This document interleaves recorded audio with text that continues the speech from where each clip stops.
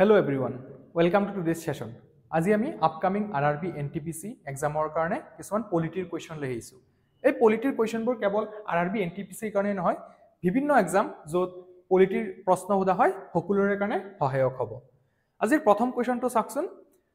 Who is the ex officio chairperson of নীতি আয়োগ? নীতি আয়োগৰ ex officio chairperson জন কোন হয়?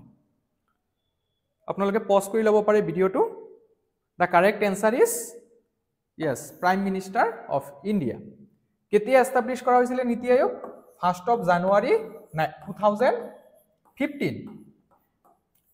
কাক এবলিশ কৰি পেলাই এটো বডি গঠন কৰা হৈছিল? Planning commission. পঞ্চবাৰ্ষিক পৰিকল্পনা ইমপ্লিমেন্ট কৰা বডি আছিল প্লেনিং কমিশন। তাক ৰিপ্লেস কৰিছিল নীতি আয়োগে। এই নীতিৰ ফুল ফৰ্মটো কি হয়? National institution for transforming India. Alright, আপোনালোকে ইয়াৰ এনসাৰটো দিবচোন। ফাইনান্স মিনিষ্টাৰ কোনটো কমিশনৰ চেয়াৰপাৰসন হয়? এক্স অফিচিও চেয়াৰপাৰসন হয়। Next question. Who regulates the financial markets in India? তলৰ কোনটো বডিয়ে ফাইনেন্সিয়েল মাৰ্কেট ৰেগুলেট কৰে? আপোনালোকে নিশ্চয় জানে। Number A is the correct answer. সিকিউৰিটিজ and exchange board of India 1992 বনোৱা হৈছিল, হয়নে? সেবি এক 1992 আন্ডাৰত সেবি এস্টাবলিশ হৈছিল। হেডকোয়াৰ্টাৰ ক'ত আছে? Mumbai. Reserve Bank of India এটো কেতিয়া এস্টাবলিশ কৰা হৈছিল? 1st of April 1935। কোনটো এক্টৰ আন্ডাৰত? Reserve Bank of India Act 1934। Insurance Regulatory and Development Authority of India IRDAI 2000ত এটো এস্টাবলিশ কৰা হৈছিল। কোনটো এক্টৰ আন্ডাৰত? IRDAI act 1999। NABARD National Bank for Agriculture and Rural Development এটো কেতিয়া এস্টাবলিশ কৰা হৈছিল? 1982 ত, হয়নে? তো আমাৰ কারেক্ট আনসারটো এটো হ'ব। এটো এডিশনাল ইনফরমেশন আছিল। Next question.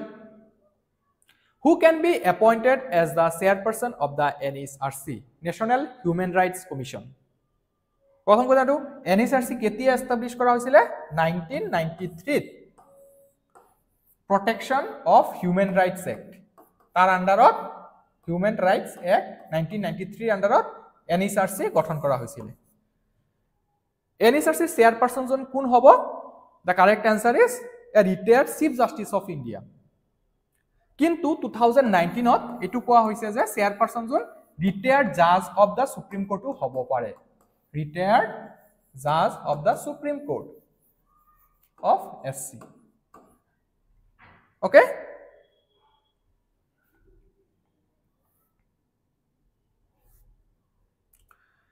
Who appoints the chief justice of a high court? High court or chief justice of কোনে appoint কৰে? The correct answer is President of India.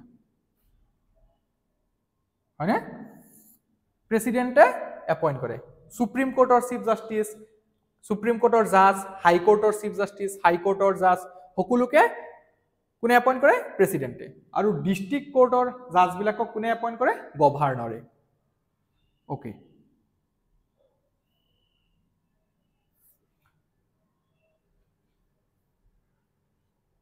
Which Amendment Act introduced the provisions for the establishment of the National Judicial Appointments Commission NJAC? কোনটো এমেন্ডমেন্টৰ দ্বাৰা আনা হৈছিল এটো? যেটো এতিয়া unconstitutional বুলি সুপ্ৰিম কোৰ্টে ঘোষণা কৰিছে। The correct answer is 99th Constitutional Amendment Act 2014। এটো আন্ডাৰত NJAC বনোৱা হৈছিল, ন্যাশনাল জুডিশিয়াল এপইন্টমেন্টস কমিশন, যেটো কলেজিয়াম সিস্টেমটো ৰিপ্লেস কৰিব বিচাৰিছিল।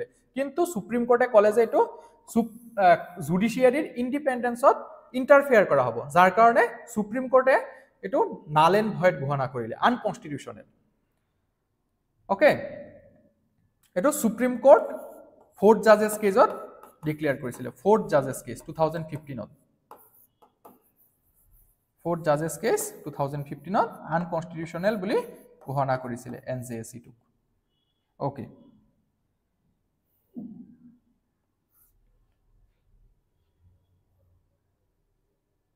Who is the ex-officio chairman of the Rajya Sabha?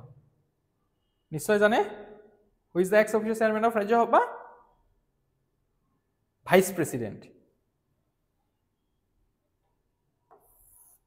Vice President of India is the correct answer. Okay.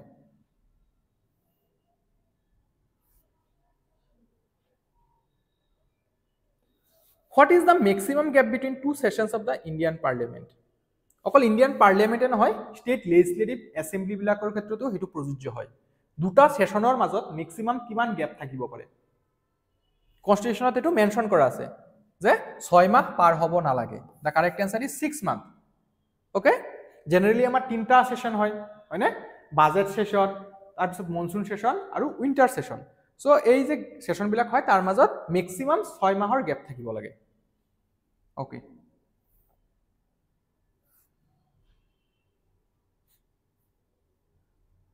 the concept of the welfare state in the Indian constitution is reflected in welfare state or কথা কত কোৱা হৈছে? আমাৰ ভাৰতবৰ্ষ এখন কল্যাণকামী ৰাষ্ট্ৰ, আমি সকলোৱে জানো, বিভিন্ন ধৰণৰ আঁচনি আনিছে। NFSA এটা ইম্পৰ্টেন্ট এক্সাম্পল, হয়নে? নেশ্যনেল ফুড সিকিউৰিটি এক্ট 2013, যাৰ দ্বাৰা কি কৰা হয়, more than 80 crore পিপলক ফ্ৰী ৰেশন প্ৰভাইড কৰা হয়। সো ওকে, এই ওয়েলফেয়াৰ স্টেটৰ কনসেপ্টটো কত উল্লেখ কৰা আছে? প্ৰিএম্বলত, দ্য ফান্ডামেন্টাল ৰাইটছত, directive principle of state policy, fundamental duty. The correct answer is DPSP part 4 যেটো আছে আমাৰ, হয়নে? আৰ্টিকেল 36 পৰা 51 লৈকে তাত খুব সুন্দৰভাৱে উল্লেখ কৰা আছে যে ভাৰতবৰ্ষৰ মানে ষ্টেটে ওয়েলফেয়াৰৰ কাৰণে, ওভাৰঅল সোসাইটিৰ ওয়েলফেয়াৰৰ কাৰণে কাম কৰিব লাগে, যাতে কনসেন্ট্ৰেশন অফ ওয়েলথ এজন বা দুজন মানুহৰ হাততে নহয়, তেনেকুৱা কিছুমান ডাইৰেক্টিভ দিয়া আছে। Okay, thank you. তাৰপিছৰটো চাওক, who is the chairman of the GST council in India? GST কাউন্সিলৰ চেয়াৰমেন কোন হয়? The correct answer is finance minister of our country. Article 280, actually 279, this is the correct answer, 279 A, তাৰ আন্ডাৰতহে GST council বনোৱা হৈছিল, হয়নে? 279 এৰ আন্ডাৰত GST council বনোৱা হৈছিল আৰু ফাইনান্স মিনিষ্টাৰটো কি হয়? X officio চেয়াৰপাৰসন। Okay,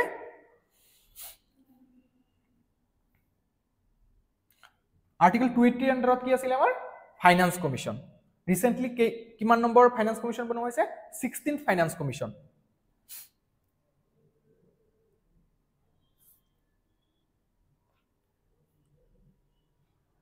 Which article of the Indian Constitution deals with the provisions related to the Legislative Council? Legislative Council মানে upper house of the state, যেনেকৈ আমাৰ পাৰ্লিয়ামেন্টত কি থাকে? লোকসভা, ৰাজ্যসভা।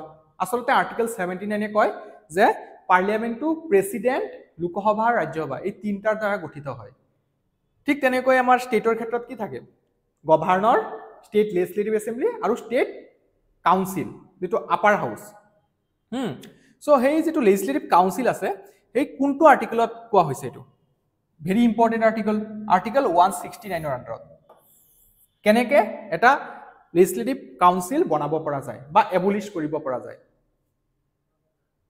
ওকে, বৰ্তমান আমাৰ ভাৰতত কেইখন ৰাজ্যত আছে লেজিসলেটিভ কাউন্সিল? 6খন। কি কি জানেনে? অন্ধ্ৰপ্ৰদেশ, মনত থাকিব, অৰুণাচল প্ৰদেশ নহয়, অন্ধ্ৰপ্ৰদেশ, তেলেংগানা, মহাৰাষ্ট্ৰ, তাৰপিছত কৰ্ণাটকা, ইউপি এণ্ড বিহাৰ। বাকি কেইখন ৰাজ্য যদি বিচাৰে তেতিয়াহ'লে বিধানসভাত এটা স্পেচিয়েল মেজৰিটিৰ দ্বাৰা বিল পাছ কৰিব লাগিব, তাৰপিছত সেই বিলটো প্ৰেসিডেন্টৰ তাত পঠাব লাগিব, প্ৰেসিডেন্টে এছেন দিয়াৰ পিছত লেজিসলেটিভ কাউন্সিল বনি যাব। ওকে, এইটো 169 আৰ্টিকেলৰ আন্ডাৰত কোৱা আছে। Okay, under which of the following articles of the Indian Constitution can a member be disqualified? কোনটো আৰ্টিকেলৰ আন্ডাৰত এমপি এজনক ডিসকুয়ালিফিকেশন কথাবোৰ কোৱা হৈ আছে? The answer is very good, 102। MLA বিলাকৰ কাৰণে 191, এমপিৰ কাৰণে 102 আৰু MLA সকলৰ কাৰণে 191ত ডিসকুৱালিফিকেশনৰ কথা উল্লেখ কৰা আছে তাৰপিছত চাওক In India, the election of the members of the Rajya Sabha is conducted through which method? Rajya Sabhar member burok keneke appoint elect kora hoy etu kora hoyse ami ki jano Rajya Sabha total stand 250 238 ta hoy elected aru 12 ta nominated president e nominate koribo pare hoyne having special knowledge in science literature art etc lekin hok te kotha hoyse je Rajya Sabhar member election কেনেকৈ হয় indirect election হয় না electoral college কোনে participate করে এই electoral কলেজত কোন থাকে স্টেট লেজিসলেটিভ অ্যাসেম্বলিৰ মেম্বাৰ মানে এমএলএ সকল থাকে ওকে আৰু ইউনিয়ন টেৰিটৰিটো থাকিব ইউনিয়ন টেৰিটৰি জিকেটাত কি আছে ইলেক্টেড মেম্বাৰস আছে হয় না okay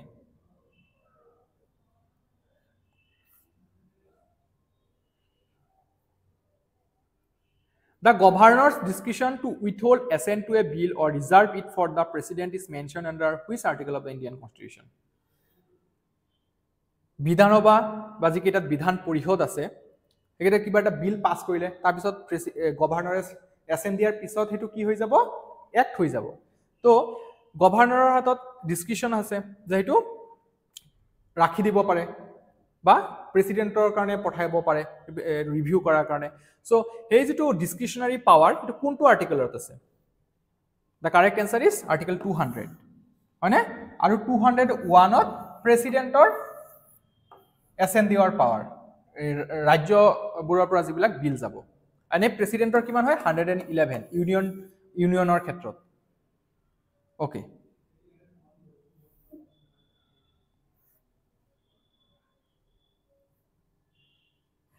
Which of the following commissions is not established by Constitution of India?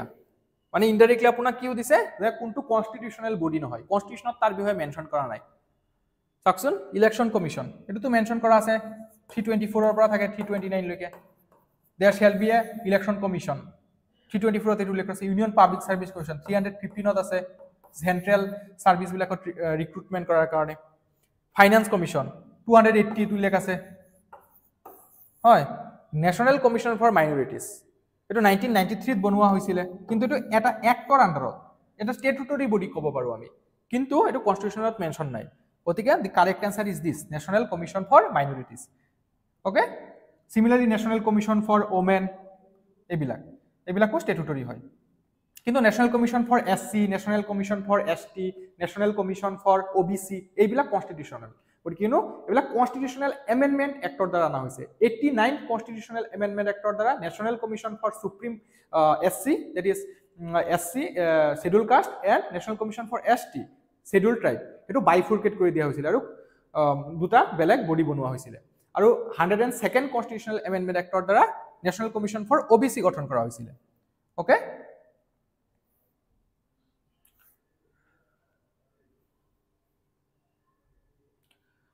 What is the maximum number of judges that can be appointed to the Supreme Court of India, including the Chief Justice? 2019 to amend কৰি পেলাই কিমান কৰা হৈছে Supreme Court maximum strength কিমান হ'ব এটো কোৱা হৈছে The correct answer is 34 including the Chief Justice এজন Chief Justice of India আৰু বাকি 33 জন judges of the Supreme Court এটো হৈছে maximum strength আমাৰ Supreme Court originally যেতিয়া আমাৰ 28 জানুৱাৰী 1950 ত সুপ্ৰিম কোৰ্ট এস্টাবলিশ কৰা হয়েছিল তেতিয়া এজন চিফ জাস্টিস আৰু 7 জন আদাৰ জাজেস আছিল টোটাল 8 বৰ্তমান 34 আছে স্ট্ৰেংথ হাই কোৰ্টৰ তেনেকুৱা কোনো স্পেসিফিক স্ট্ৰেংথ নাই প্ৰেসিডেন্টে বিচাৰিলে ইনক্ৰিজ কৰিব পাৰে বা ডিক্ৰিজও কৰিব পাৰে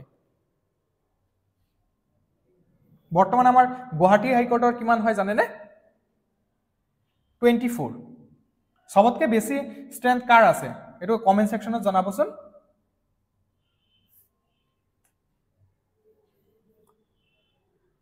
The first woman judge of the Supreme Court of India was Supreme Court of India প্রথম woman judge জন কোন আছিল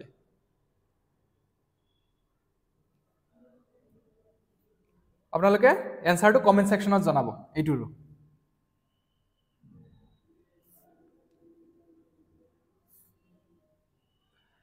Which article provides for the creation of a national commission for scheduled tribes?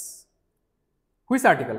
এটা amendment কৰা হৈছে article তাৰ পিছতহে এটো আনা হৈছে কোনটো article হয় the correct answer is 338b scheduled tribe কৈছে ন 338a এটো হয় NCSC National Commission for Scheduled Caste এটো হয় National Commission for Scheduled Tribe আৰু এটো হয় National Commission for OBC okay other backward class এটো দুটা 89 Constitutional Amendment Act ৰ দ্বাৰা constitutional status provide কৰা হৈছিল আৰু এটো 102nd Constitutional Amendment Act ৰ দ্বাৰা okay আৰু article 46 এটো কি কয় ইকোনমিক আৰু সোসাইটাল ওয়েলফেয়াৰৰ কথা কয় SC ST সকলৰ কাৰণে okay the Mondal Commission 1979 is associated with the identification of which social group Mondal Commission এটা রিপোর্ট দিছিল 1980 তেতিয়া প্রেসিডেন্ট আছিল নীলম সঞ্জীবা ৰেড্ডি হ্যাঁ এটো কিহৰ লগত জড়িত আছিল কোনটো সোশ্যাল গ্ৰুপ আইডেন্টিফাই কৰে The answer is backward class. তাৰপিছত এই 80 পৰা 90 লৈ এটো এনি পৰি আছিল ৰিপৰ্টটো তাৰপিছত VP Singh government prime minister যেতিয়া আছিল ভিপি সিং তেতিয়া এটো ইমপ্লিমেন্ট কৰা হৈছিল যাৰ ফলত ওয়াইড স্প্ৰেড প্ৰটেষ্ট হৈছিল অল ওভাৰ দা কান্ট্ৰি তাৰপিছত সুপ্ৰিম কোৰ্টে হিয়াৰিং কৰিলে 1992 এটা ফেমাস জাজমেন্ট আছে ইন্দ্ৰা সহানী কেছ ইয়াত কি কোৱা হৈছে যে সুপ্ৰিম কোৰ্টে কৈছে যে ৰিজাৰ্ভেশনটো 50% সিলিং ব্ৰেক কৰিব নালাগে 50% আনৰিজাৰ্ভড ক্যাটেগৰি কাৰণে থাকিব লাগে আৰু বাকি 50% ত হৰাইজন্টাল এণ্ড ভাৰ্টিকেল ৰিজাৰ্ভেশন থাকিব পাৰে ওকে